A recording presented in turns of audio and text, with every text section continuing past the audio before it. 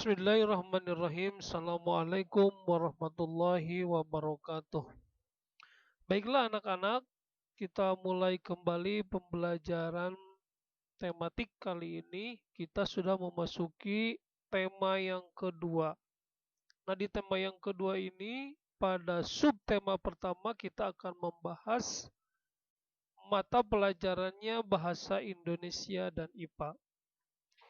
Kita masuk kepada pembelajaran pertama. Kita akan membahas tentang informasi terkait dengan pertanyaan. Yang kedua, informasi tentang organ-organ pernapasan hewan. Kita mulai saja pada pembahasan pertama, informasi terkait dengan pertanyaan. Sebagaimana kita ketahui, kalimat tanya itu ada berbagai macam. Kalau istilah bahasa Inggrisnya di sini ada 5W ditambah 1H. Apa itu 5W 1H? Yang 5W-nya itu what? Kemudian when, where, how, why, dan how. Nah, apa itu what? What itu biasanya kata tanya apa? Nah, biasanya menanyakan tentang benda, keadaan, atau perbuatan. Sedangkan when itu biasanya kapan. Nah, kapan ini menanyakan tentang keterangan waktu. Kemudian yang ketiga where itu di mana, nah, menanyakan keterangan tempat. Nah, yang berikutnya who. Nah, who ini siapa? Nah, kalau siapa biasanya menanyakan orang atau subjek atau pelaku. Kemudian berikutnya why. Nah, kalau why mengapa? Mengapa ini menanyakan sebab atau alasan suatu peristiwa terjadi. Dan yang terakhir how. How ini bagaimana? Menanyakan keadaan atau kejelasan suatu hal. Nah, inilah yang disebut kalimat tanya. Nanti kalian apabila membuat kalimat tanya, maka ini kalimat-kalimatnya. Ada apa, kapan, di mana, siapa, mengapa, dan bagaimana. Nah, kemudian untuk lebih jelasnya, coba kalian nanti buka buku tematiknya halaman 3 dan 4. Di sana ada teks tentang udara bersih. Kemudian kalian baca teks tersebut, pahami, kemudian teliti bacanya. Nanti di sana ada kalimat tanyanya dan harus kalian jawab. Nah, seperti nomor 1, kalimat tanya kan tadi siapa? Nah, siapa yang menciptakan udara bersih? Kalian lihat teksnya. Siapa yang menciptakan udara bersih? Kemudian yang kedua, kapan? Nah, kapan kita bisa menikmati udara bersih? Ada di teks tersebut. Dan yang ketiga, di mana kita bisa mendapatkan udara bersih? Keempat, apa manfaat udara bersih bagi tubuh kita? Dan yang terakhir, mengapa di daerah perkotaan kita mengalami kesulitan menikmati udara bersih? Nah, inilah kalimat-kalimat tanya. Kemudian yang berikutnya, kita akan membahas cara kerja organ pernapasan pada hewan. Sebagaimana kita ketahui, cara kerja atau organ pernapasan pada hewan itu berbeda-beda ya. Contohnya ada hewan yang bernapas dengan paru-paru, ada yang bernapas dengan insang, ada yang bernapas dengan kulit, dan sebagainya. Nah, kita akan membahas satu persatu.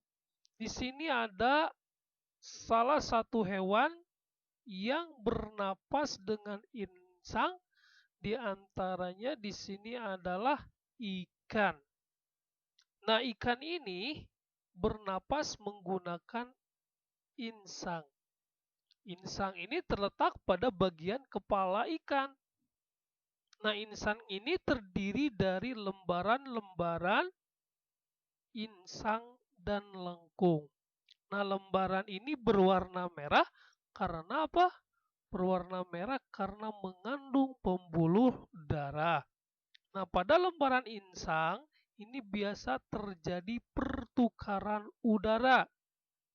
Insang yang berwarna putih berfungsi sebagai tempat meletakkan lembaran insang. Kemudian nanti ikan ini bernapas dengan cara membuka dan menutup insangnya. Nah, air yang masuk melalui mulut akan dikeluarkan melalui insang ini. Nah, pada saat air melewati lembaran insang, terjadi pertukaran gas. Air yang banyak mengandung oksigen akan masuk melewati insang. Pada saat yang sama, karbon dioksida akan mengeluarkan melalui pembuluh darah lembaran insang. Pembuluh darah pun akan mengikat oksigen yang berasal dari air. Nah, inilah salah satu contoh hewan yang bernapas dengan insang. Kemudian, hewan berikutnya kita lihat ada cacing.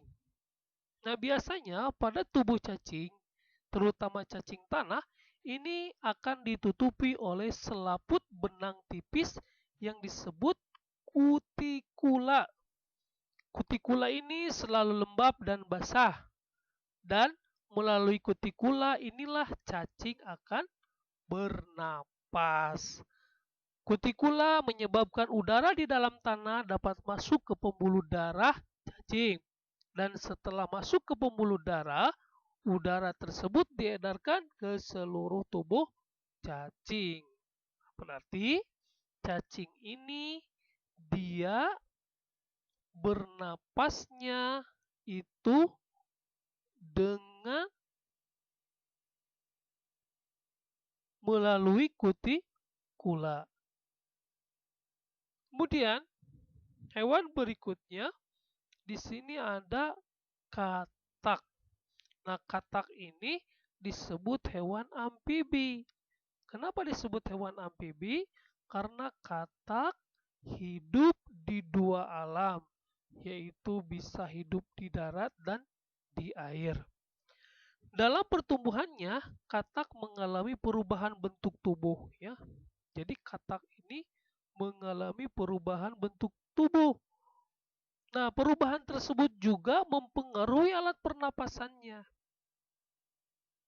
Pada saat masih berudu atau katak, ya sebelum jadi katak ya, berudu itu, dia akan bernapas dengan insang. Jadi ketika katak ini berudu, dia bernapasnya itu dengan insang. Nah, setelah dewasa, nah ini kalau setelah dewasa nih, setelah dewasa, katak bernapasnya dengan paru-paru, selaput mulut, dan kulit. Jadi sebelum dia menjadi katak, dia menjadi berudu dulu. Nah, berudu ini bernapasnya bukan dengan paru-paru, dengan insang. Nah, ketika sudah menjadi katak dewasa, baru dia bernapasnya dengan paru-paru, selaput mulut, dan kulit. Nah, alat pernapasan katak dewasa adalah paru-paru dan kulit. Waktu masih menjadi kecebong dan hidup di dalam air, katak bernapas menggunakan insang. Kemudian, hewan berikutnya yaitu kura-kura. Nah, kura-kura ini disebut reptil, yaitu hewan melata. Banyak ya contoh hewan reptil ini, diantaranya kura-kura, ular, kadal, cecak, buaya, komodo, dan lain-lain.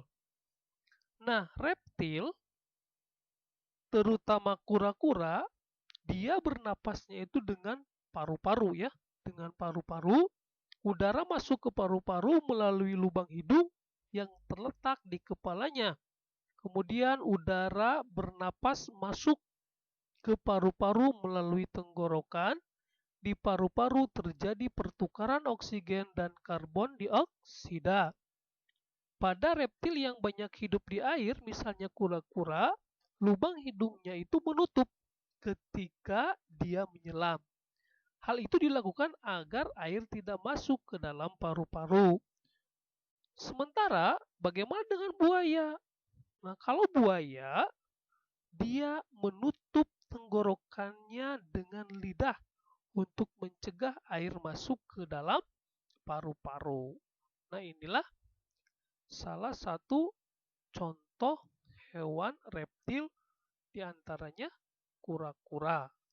Kemudian hewan berikutnya itu ada burung. Ya, burung sama, dia bernapasnya itu menggunakan paru-paru. Nah, selain menggunakan paru-paru, burung juga memiliki kantong-kantong udara nih. Kantong-kantong udara berdinding tipis dan kantong-kantong udara tersebut terhubung dengan paru-paru. Ketika kantong udara tersebut digembungkan, maka tubuh burung akan sangat ringan.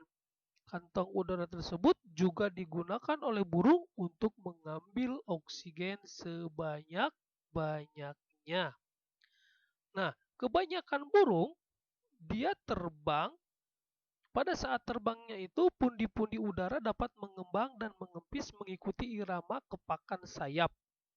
Pundi-pundi udara berisi udara yang dapat digunakan saat terbang. Pundi-pundi udara burung berjumlah 5 pasang yang terletak di pangkal leher, ya, kemudian dada depan, dada belakang, perut, dan tulang lengan atas.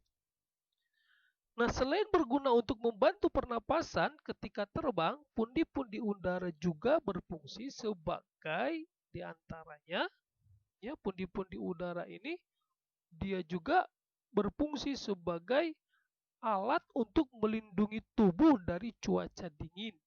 Pundi-pundi udara membungkus alat-alat bagian dalam. Kemudian yang kedua, memperkeras suara burung. Kemudian berikutnya, pada burung yang suka berenang, mengembang dan mengempisnya pundi-pundi udara dapat membantu berenang. Pada saat pundi-pundi udara mengembang, burung akan mudah mengapung. Sebaliknya, untuk menyelam, pundi-pundi udara akan mengempis. Kemudian hewan berikutnya, ini hewan terakhir, yaitu serangga. Nah, serangga adalah hewan berkaki 6 ya, kakinya ada 6 serangga ini. Contoh serangga yang kalian lihat pada gambar ini disebut belalang. Nah, alat pernapasan belalang disebut trakea. Nah, jadi belalang ini alat pernapasannya yaitu disebut trakea atau corong napas. Bagaimana proses pernapasan pada belalang? Nah, di sepanjang sisi tubuh serangga terdapat lubang-lubang yang disebut spirakel. Ya. Jadi di sepanjang tubuhnya ini ada lubang-lubang nih yang disebut spirakel. Spirakel ini berfungsi sebagai tempat keluar masuknya udara ke tubuh. Kemudian oksigen diedarkan ke seluruh tubuh melalui trakea. Ya, di sini ada trakea. Kemudian hal itu dapat terjadi karena trakea bercabang-cabang sampai ke seluruh tubuh. Pembuluh yang paling halus disebut trakeol. Peredaran oksigen ke seluruh tubuh serangga melalui trakea Hal itu disebabkan serangga tidak memiliki pembuluh darah.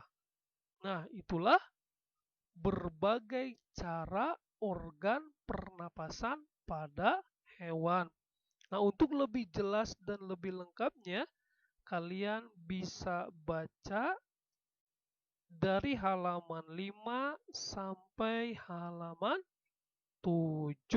Nah, di sana ada berbagai macam cara kerja organ pernapasan pada hewan. Dan yang terakhir, nah silahkan kalian isi nih, ya. Di sini ada cara kerja organ. Pertama, alat pernapasan pada ikan. Apa saja alat pernapasan pada ikan? Kemudian alat pernapasan pada burung, reptil, amfibi, serangga, dan yang terakhir cacing. Nah, silahkan kalian kerjakan nih ya alat pernapasan pada hewan-hewan tersebut. Ya demikian dulu pembelajaran yang bisa disampaikan untuk hari ini. Mudah-mudahan kalian tetap semangat dan masih bisa mengikuti. Silahkan kalian kerjakan, hasilnya boleh difotokan, kemudian kirim ke e-learning. Kalau kesulitan, silahkan kirim via WA saja. Sekian, terima kasih. Assalamualaikum warahmatullahi wabarakatuh.